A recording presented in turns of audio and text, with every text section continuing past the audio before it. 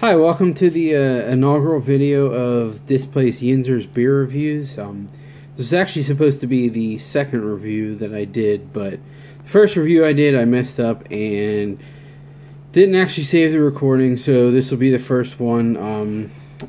This was the first beer that I drank a little bit ago. It was great, and I will make sure that I do another review of it in the near future, but for now, I'm not going to go back and do another review if I'm not drinking it. That's kind of pointless. So, I've been drinking craft beer for probably about, I don't know, 17 years now. So, I appreciate the reviews on YouTube a lot more than I do on, say, Beer Advocate, Rate Beer on Tap, because you can tell by people's facial expressions how they really feel about the beer, and I think it's just a better way to get a true feel of what a beer is like and appreciate it versus just reading a review online from somebody. So I decided to start doing some of my own reviews, and I hope you guys like it. The first beer that I have on deck is McGill Avenue from High Branch Brewing. It's out of Concord, North Carolina. I just moved down here from Pittsburgh, so I'll be doing a lot of North Carolina ratings because I live here now, but I also have some Pittsburgh stuff because I have a lot of friends there still, and my family lives there, and just whatever I pick up at a bottle shop from anywhere else in the United States or wherever else. Anything that I think will be good that people might have interest in hearing my opinion about, I'll throw it up on here if I'm drinking it at home. So here goes the first beer. Crack this open.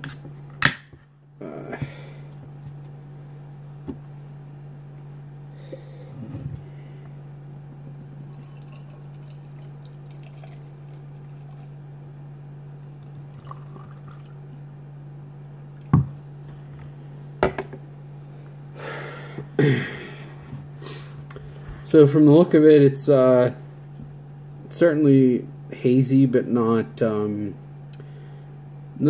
crazy orange juice haze. It's definitely a little darker than that as well. You can tell, I would assume by looking at it, that there actually is a little bit of caramel malt in it, or crystal malt, and it's not simply two-row and a shit ton of hops, which actually excites me because those just come off sometimes as just a little bit too abrasive and too much. It's just too much. So I'm excited to dive into this. I've liked a lot of the High Branch that I've had since I moved down here. This is, I think, the second can release that I've gotten. So this can is, I don't know, it's like 2.5 weeks old. So it's certainly fresh. So let me get a sniff of this.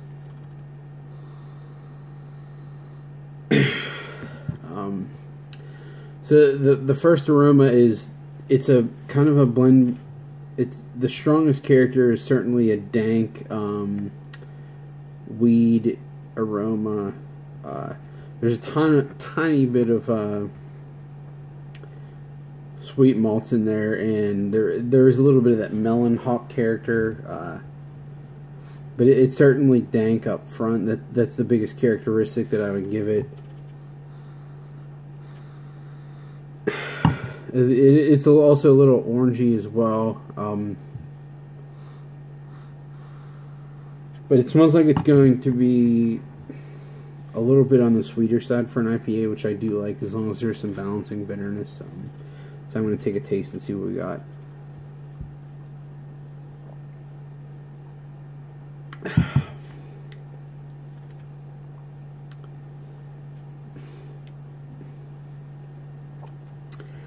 So definitely dank up front, not like super crazy nugs dank, but just a little bit of that earthy Simcoe I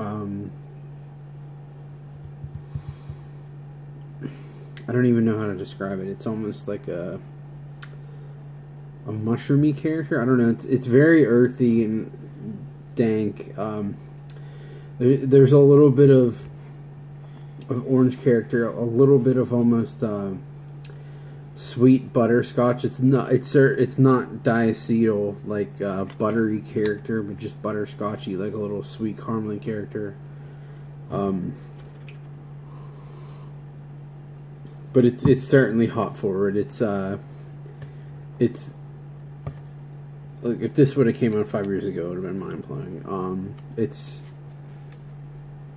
It's not a super juice bomb, which I actually appreciate. I'm kind of tired of getting those, and it's also very, very balanced. It's not overly sweet. It's not overly bitter. It's not like burning vegetal character hops, which I get out of a lot of these new hazy IPA brewers.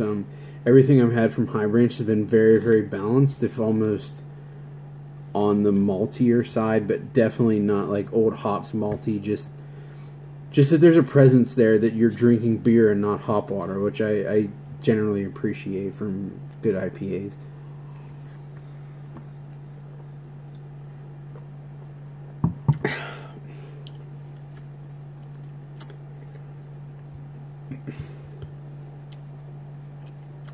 Yeah, it's definitely like bitter orange and dank character, with a nice sweetness, some very light butterscotch caramely character, which I think rounds it out a little bit from keeping it from being too pithy. But overall, it's really nice. It's I'm pretty sure, if I remember correctly, because these are two of my favorite hops, it's Mosaic and Simcoe, which I think makes a great combination, because it's a good Mosaic is certainly a newer hop, and Simcoe is kind of a bridge hop between the old and the new. So those two together, they give a nice juicy character, but they also kind of remain floral and dank to the old traditional hops, which I really like. So, excuse me.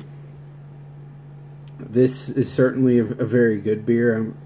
I'm glad that I'm able to get this within like a half an hour drive. It's definitely not, I wouldn't say it's one of my favorite IPAs of all time, but it's a really nice double IPA. It's more in my wheelhouse than a lot of other breweries are right now, but even for them, it's I would say this is probably maybe middle of the road, maybe even a little below that as far as what their quality is. I actually had another beer from them earlier today at just a bottle shop, and it was phenomenal.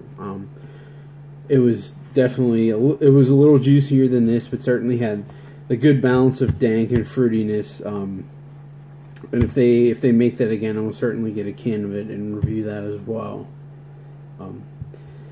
But I would say if you're ever in the area, or someone's offering to trade you their stuff for some other hops or something that's not crazy, I would certainly recommend doing it. You can feel safe that you're not going to get a bullshit beer from these guys, because every single thing I've had from them has been pretty nice. And I'm certainly missing all the Brew Gentleman beers from Pittsburgh, because in my opinion they're the best hoppy brewer on the planet, and no one else is even on the same realm as they are. But these guys are on that next level tier below, I would say, with Trillium. And